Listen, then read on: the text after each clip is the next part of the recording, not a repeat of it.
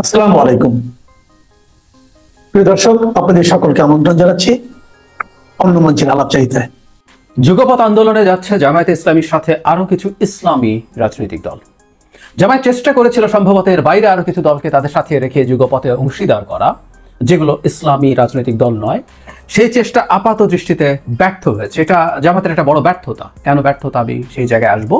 এখনো আসলে ঢালাভাবে বলে ফেলার কিছু হয়নি, কারণ সামনে আরো বহু সময় আছে। এই দলগুলো তাদের সাথে যেতেও পারে। কিন্তু প্রশ্নটা আগে করে রাখতে চাই, যে প্রশ্নের জবাব খুঁজবো, জামায়াত ইসলামী এই আন্দোলন কেন করছে, কার বিরুদ্ধে করছে, এবং এর মাধ্যমে জামায়াত কি অর্জন করতে চায়। তার চেয়েও জরুরি প্রশ্ন, এই মুহূর্তে এভাবে মাঠে নামা ভবিষ্যতে বাংলাদেশকে একটা নৈরাজ্যের দিকে নিয়ে যেতে পারে কিনা, এই প্রশ্নগুলোর জবাব খোঁজার চেষ্টা করব। শুরুতে যে কথাটা বলছিলাম, আরো তিনটা দল তাদের সাথে যাবে বলে পত্রিকায় নিউজ এসেছিল। তিনটা দল হচ্ছে এবি পার্টি, এনসিপি এবং গণ অধিকার পরিষদ। শেষ পর্যন্ত তারা কেউ আর গেছেন, তারা কেউ যেহেতু তার কর্মসূচি ঘোষণা করেন না, এক একজন এক এক কারণ দেখিয়ে কিন্তু যাননি। কিন্তু এটা জামাতের জন্য একটা বড় ধাক্কা হয়ে আসবে, কারণ বাংলাদেশে শুধুমাত্র ইসলামী দলগুলোর মোর্চা হচ্ছে, তার বাইরে ইসলামী রাজনীতি করেন না এইরকম যে তিনটা দল গেল না শেষ পর্যন্ত, তারা মোটা দাগে মধ্যপন্থী বা মধ্য ডান এই ধরনের দল। তারা যদি যেত তাহলে এই জোটটা যে শুধুমাত্র ইসলামী রাজনৈতিক দলগুলোর জোট বা মোর্চা, সেই জিনিসটা হতো না। এখন সেটা হয়েছে। এটা হয়, প্রবলেম হলো অন্য দলগুলো আসলে যে এটার ইসলামী চরিত্রটা নষ্ট হতো তা না, ওটা থাকতো। কিন্তু এই যে বাংলাদেশের শুধুমাত্র ইসলামী দলগুলো একটা মোর্চা হচ্ছে, তারা বিএনপির বিরুদ্ধে দাঁড়াচ্ছে, সেটা ভবিষ্যতে পোলারাইজেশনে একটা ভূমিকা রাখতে পারে, এবং যেটা টু সাম এক্সটেন্ট বিএনপির পারপাসও সার্ভ করতে পারে, সেটা আরেকদিন আলোচনা করব। যদিও পাঁচটা ইসলামী দল, যদি এগুলো নির্বাচনী জোট না, কিন্তু আমি মনে করি তাদের এই একত্র হওয়া এবং কর্মসূচি যুগপৎ ঘোষণার মাধ্যমে এক ধরনের ইঙ্গিতও আছে তারা সেরকম কিছু করতে চাইতে পারেন। যাই হোক, জামায়াতে ইসলামী 5 দফা কর্মসূচি ঘোষণা করেছেন। এর মধ্যে হলো জুলাই জাতীয় সনদের ভিত্তিতে ফেব্রুয়ারির নির্বাচন করতে হবে, জাতীয় নির্বাচনে উভয় কক্ষে পিআর পদ্ধতি চালু করতে হবে, অবাধ, সুষ্ঠু ও গ্রহণযোগ্য নির্বাচনের জন্য সবার জন্য লেভেল প্লেইং ফিল্ড নিশ্চিত করতে হবে, ফ্যাসিস্ট সরকারের সব জুলুম, নির্যাতন, গণহত্যা, দুর্নীতির বিচার দৃশ্যমান করতে হবে, এবং স্বৈরাচারের দোসর জাতীয় পার্টি ও 14 দলের কার্যক্রম নিষিদ্ধ করা। 5টা দাবির মধ্যে আমরা প্রাথমিকভাবে আন্দোলন হয় সবসময় সরকারের বিরুদ্ধে বা সরকারকে চাপে ফেলার জন্য। কিন্তু ধরুন জাতীয় পার্টি নিষিদ্ধ করা নিয়ে সরকারকে চাপ দেওয়া যেতে পারে, কারণ সরকার আওয়ামী লীগকে যেভাবে করেছে, জাতীয় পার্টি এবং 14 দলকে বিচারের আওতায় দিল, এবং এক্সিকিউটিভ অর্ডারে সন্ত্রাস দমন আইনে যেটা আওয়ামী লীগে করেছে তার কর্মকাণ্ড বা কার্যাবলী নিষিদ্ধ করতে পারে ওই বিচার শেষ হওয়া পর্যন্ত। এটা সরকারের হাতে আছে। লেভেল প্লেইং ফিল্ডও সরকারের হাতে, সেটা তারা করতে চাইতে পারেন। বিচার ইত্যাদি ইত্যাদি এগুলো সরকারের হাতে। প্রশ্ন হচ্ছে, এগুলোর জন্য সরকারকে চাপ দেওয়া কি জরুরি, বা লেভেল প্লেইং ফিল্ডের জন্য কর্মসূচি ঘোষণা করতে হবে? আসলে লিখতে হয় তাই। এর মধ্যে দুটো আছে যেগুলো আসলে সরকারের কাছেই কোনো দাবি হতে পারে না সেই অর্থে। জুলাই সনদের ভিত্তিতে ফেব্রুয়ারিতে নির্বাচন, আরেকটা হচ্ছে পিআর পদ্ধতিতে সব নির্বাচন আয়োজন করা। মানে কেন বলছি এগুলোর জন্য, আসলে যে দল বিএনপি, আমরা যদি সরাসরি বলি, এই মুহূর্তে জামায়াতের কম্পিটিশন হচ্ছে বিএনপির সাথে, বিএনপি এবং তার সাথে অ্যালাইন্ড অনেকগুলো দল জামায়াতের মতো করে চিন্তা করছে না। সুতরাং এটা চাইলেই সরকারকে চাপ দিলে, সরকার বিএনপি রাজি না হলেও পিআর পদ্ধতিতে লোয়ার হাউসে ইলেকশন হয়ে যাবে, এটা বিএনপির জন্য করা, বিএনপিকে বাদ দিয়ে করা সরকারের পক্ষে একেবারে impossible. At the same time July সনদ কতটুকু বাস্তবায়ন হবে, কিভাবে বাস্তবায়ন হবে, এটা নিয়ে অত্যন্ত মেজর মতো পার্থক্য আছে। সেই মতো পার্থক্য বিএনপিকে সাথে না রেখে আসলে সুরাহা করা যাবে বলে আমি মনে করি না। সুতরাং এ দুটো দাবিও এখানে যুক্ত করা আমার কাছে অদ্ভুতই লেগেছে, যদিও ঠিক অদ্ভুত না, আমরা যদি এগুলোর ব্যাখ্যা, আমি অন্তত যেটা মনে করছি সেটা হয়ে থাকে। যাই হোক, আসলে সরকারের কাছে জামায়াতের মূল দাবি, বাকিগুলো আসলে এমনি দাবি করা যায়, মূল দাবি আসলে জাতীয় পার্টিকে নিষিদ্ধ করা। কেন জাতীয় পার্টিকে নিষিদ্ধ করতে হবে? বহুবার বলেছি, নতুন করে আর বলার কিছু নেই। জামায়াত এই কাজটা আসলে চালিয়ে যাবে। তার সাথে অন্য দলগুলো, যে 3টা দল ইভেন বাইরে আছে, যুগপৎ আন্দোলনে যায়নি, তারাও জাতীয় পার্টি নিষিদ্ধ করার ক্ষেত্রে যদি আরো মেজর আন্দোলন দানা বাঁধে, সেই আন্দোলন দানা বাঁধবে, এটা মোটামুটি ভাবে বলা যায়। সেখানে তারা থাকবেন, কারণ এটা একটা গুরুত্বপূর্ণ, মানে একদম গুরুত্বপূর্ণ একটা খেলার একটা খুঁটি হয়ে দাঁড়িয়েছে। জাতীয় পার্টিকে রাখা জামায়াতের জন্য অত্যন্ত রাজনৈতিকভাবে অসুবিধাজনক, আর জাতীয় পার্টি না থাকাটা বিএনপির জন্য রাজনৈতিকভাবে অসুবিধাজনক। যাই হোক, এখন জামায়াত আসলে সরকারকেই করার জন্যই কি শক্তি প্রদর্শন? জামায়াত কি করছে? ঢাকায় সমাবেশ এবং বিক্ষোভ করছে, বিভাগীয় শহরে করছে, জেলা এবং উপজেলায়ও করছে। মানে তারা বেশ, আমরা তথ্য ভাষায় বলি যে শোডাউন রাজনীতিতে, সে শোডাউন করছেন। শোডাউন করে কাকে দেখাচ্ছেন, কি দেখাচ্ছেন, কেন দেখাচ্ছেন? দীর্ঘদিন থেকে বলছি জামায়াত আসলে বিএনপির উপরে চাপ দিতে চায়, কারণ এতগুলো দাবি, জুলাই সনদের ভিত্তিতে নির্বাচন হতে হবে, পিআর। আমি ব্যক্তিগতভাবে মনে করি I may be wrong, lower হাউসে পিআর জামাত আসলে বার্গেনিং চিপ হিসাবে রাখছে। যেটা করি আমরা, যখন বার্গেন করি, চাপ দিই, তখন আমরা অনেকগুলো রাখি, এর মধ্যে একটা দুটো সরিয়ে ফেলে তারপর বলার চেষ্টা করি আমি তো ছাড় দিলাম, তুমি এবার দাও। এইসব কৌশলের অংশ। জামাত নিজেও লোয়ার হাউসে পিআর এবার আসলে খুব বেশি মিন করছে তা না, কিন্তু এটা বলার মাধ্যমে তারা আসলে চাপ তৈরি করতে চাইছে বিএনপির উপরেই।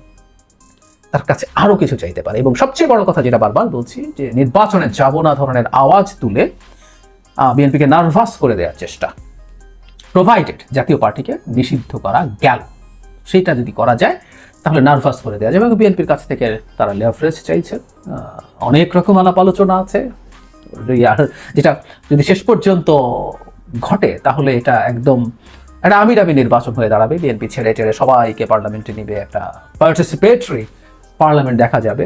সরকারে যেহেতু বিএনপি নেবে বলছিল, সেরকম ভাবে পার্লামেন্টে নেওয়া, এটা যদি হয়, এটা আমার কাছে ব্যক্তিগতভাবে মনে হয় এটা কোনোভাবেই আসলে অ্যাকসেপ্টেবল কিছু না।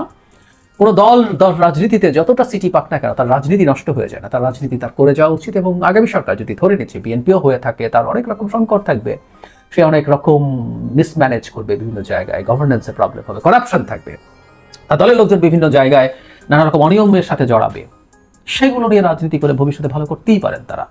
অবশ্য পাল্টা একটা কথা বলাই যায়, তারা আবার নির্বাচনে তো আসলে যেভাবে তাদের বডি ল্যাঙ্গুয়েজ তারা এত ভালো করেছে, বিএনপি এত খারাপ, তারা জাকসুতে ভালো করেছে, দেশের সবচেয়ে সচেতন স্টুডেন্টরা, ভোটাররাই জামায়াতকে ভোট দিয়ে দেয়, তাহলে তো নির্বাচন করলে তাদের ভালো করে ফেলতে পারার কথা ছিল। কিন্তু তারা আসলে মনে হয় না এই ব্যাপারে কনফিডেন্ট আছেন, সুতরাং বিএনপিকে চাপ দিতে চান। একই সাথে সেটা যদি নাও হয়, একটা ইসলামী দলগুলোর যদি জোট কম্বাইন্ডলি হয়, আমি জানি আলাদাভাবে কথাগুলো, আমি মনে করি না আসলে ইসলামী দলগুলোর জোট কম্বাইন্ডলি হতে পারে, এবং হলেও যে সেটা অনেক বড় ইম্প্যাক্ট ফেলবে সেটা না হওয়ারও সম্ভাবনা আছে।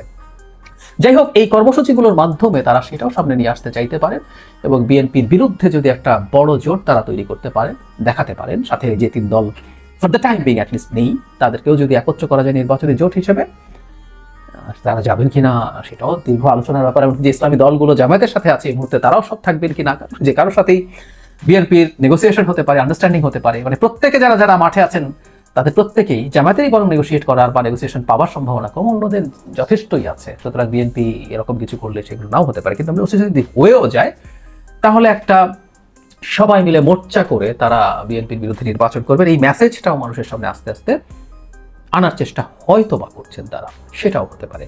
কিন্তু যে কথাটা সবচেয়ে জরুরি, বাংলাদেশে এই মুহূর্তে, মানে আমাদের তো ঐক্যমত্য কমিশনের আলোচনাও শেষ হয়নি, ঐক্যমত্য কমিশনের সময় বাড়ানো হয়েছে, এখনো আলোচনা শেষ হয়নি, কিন্তু মাঠে শক্তি প্রদর্শনের মাধ্যমে সেই আলোচনার ফলাফল বা সরকার কি করবে সেটাকে চাপ দিয়ে এক ধরনের ম্যানিপুলেট করার চেষ্টা, এটা আমার কাছে কোনো বিবেচনায় পজিটিভ কোনো মুভ মনে হয় না। বরং এই কর্মসূচিগুলো যখন হতে থাকবে, আমরা আস্তে আস্তে টেনশনের দিকে যাচ্ছি। এখানে বিএনপি মাঠে আছে, কোনো কোনো জায়গায় বিএনপি না করে কেউ স্যাবোটাজ করতে পারে, এরকম নানান পরিস্থিতি হতে পারে, এবং সেটা অনাবশ্যক একটা কেওস এই মুহূর্তে মাঠে তৈরি করলেও করতে পারে। আমরা উচিত ছিল সতর্ক থাকা, এবং এই ধরনের কর্মসূচি না হওয়াই ভালো ছিল। এখন সমস্যা যেটা দাঁড়ায়, সামনে নির্বাচন আছে, জামায়াত ইসলামী যখন এই ধরনের কর্মসূচি পালন করছে, বিএনপিরও মাঠে শক্তি দেখানোর আসলে হয়তো প্রয়োজন হবে, বা তারা সেভাবে ফিল করতে পারেন, ফলে তারা আবার মাঠে নামলেন। এই যে পাল্টাপাল্টি নামা, মাঠে নেমে পড়ছি আমরা আমাদের শক্তি প্রদর্শনের জন্য, দাবি দেওয়া অর্জনের জন্য। যতই ফেব্রুয়ারিতে তারা নির্বাচনের কথা বলুক না কেন, এটার মধ্যে দিয়ে এক ধরনের নির্বাচন ফেব্রুয়ারিতে নাও হতে পারে, প্রবাবিলিটি যখন তৈরি হবে, তখন বিএনপি ইলেকশন হওয়া দরকার আছে, হতেই হবে বলে মাঠে নেমে যাওয়া, তার শক্তি প্রদর্শন করা, এইগুলো আস্তে আস্তে এই ধরনের রিয়াকশন বিএনপির দিক থেকে তৈরি হতে পারে। কোনো দিক থেকে জামায়াত বা তাদের যে জোট আছে তাদের দিক থেকে এমন অ্যাকশন, বা বিএনপির দিক থেকে এমন রিয়াকশন, কোনোটাই কাম্য জিনিস আসলে না। কিন্তু এই আন্দোলনটা ডাকার মাধ্যমে, যেটা আমার কাছে অত্যন্ত প্রিম্যাচিওর আন্দোলন মনে হয়, এখনো যথেষ্ট সময় বাকি আছে, আলোচনার মাধ্যমে সব শেষ হতে পারতো, কিন্তু এটা করার মাধ্যমে তারা যে অনাস্থা দেখালেন, তারা মানুষের সামনে যে ধরনের ইমেজ তৈরির চেষ্টা করলেন, সেটা আসলে সংঘাতকে উস্কে দিয়ে দেশে এক ধরনের নৈরাজ্য তৈরি করার প্রবাবিলিটি তৈরি করছে। এবং কে না জানে, বহুবার বলা হয়েছে, কোথাও না কোথাও কোনো না কোনো ক্ষেত্রে কিছুটাও যদি সংঘাতের পরিস্থিতি তৈরি হয় বিবাদমান দলগুলোর মধ্যে, মানে যারা শেখ হাসিনার বিপক্ষে আছেন, তার মধ্যে অনিবার্যভাবেই আওয়ামী লীগ ঢুকে যাবে, তাদের টাকা ঢুকে যাবে, ভারতের গোয়েন্দা সংস্থা ঢুকে যাবে। সুতরাং এই ব্যাপারগুলোর, এই ধরনের কর্মসূচিগুলো খুবই জরুরি না হলে আসলে সতর্কভাবেই করা উচিত, কারণ এটা শুধু ঢাকায় একটার পর একেবারে জেলা উপজেলা পর্যন্ত ছড়িয়ে পড়ছে। এই ব্যাপারে আসলে আমার কাছে মনে হয় সতর্ক থাকা উচিত ছিল। এবং আবারও বলছি, যতটা সম্ভব আলোচনার মাধ্যমে মাঠে এই কাজগুলো যতটা অ্যাভয়েড করা যায় ততই ভালো ছিল। কিন্তু দুর্ভাগ্যজনকভাবে জামায়াত এবং আরও কয়েকটা ইসলামিক দল, এর মধ্যে ইসলামী আন্দোলন আছে, খেলাফত মজলিসের সম্বন্ধে দুটো ভাগ আছে, তারা আছেন, নেজামি ইসলামী আছেন, তারা এই কাজটা করলেন। ফাইনালি যেটা বলতে চাই, অন্তত এটা ওই দিক পর্যন্ত না গড়াক যে নির্বাচন পিছিয়ে যেতে হবে, নির্বাচন বানচাল করতে হবে, সেটা যদি চাপ প্রয়োগের মাধ্যমে খানিকটা ল্যাভারেজ বিএনপির কাছ থেকে পাওয়ার চেষ্টাও হয়ে থাকে, সরকারের কাছ থেকেও পাওয়ার চেষ্টা হয়ে থাকে, ওটুকু পর্যন্ত হয়তো আমরা ছাড় দেবো। এর বেশি কিছু যাতে কোনোভাবে না হয়, নাহলে এটা আমাদের জন্য ডিজাস্টার তৈরি করবে।